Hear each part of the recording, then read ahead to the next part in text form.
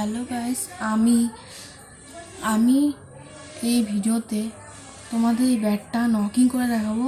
কারণ অয়েলিং আমি আগে করে নিয়েছি ও এটার উপরে ফ্লাক্স টেপ লাগিয়ে দিয়েছি যেটা ব্যাটের মধ্যে থাকে।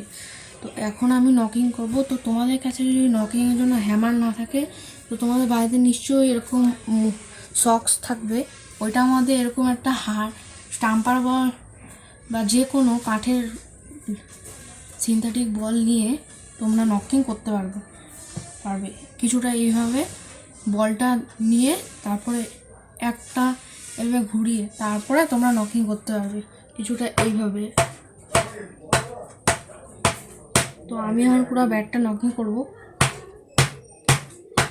তো তোমরা আওয়াজ শুনে বুঝতেই পারছো এটা কত ভালো কোম্পানির। তো তোমার যদি ভালো লাগে ভিডিওটা প্লিজ লাইক সাবস্ক্রাইব করিও। তো তোমরা কিন্তু এটা বাড়িতে ট্রাই করে দেখতে পারো, অয়েলিং প্লাস নকিং। তো পরের ভিডিওতে আমি তোমাদের অন্য একটা ব্যাটে অয়েলিং করে দেখাবো। নমস্কার।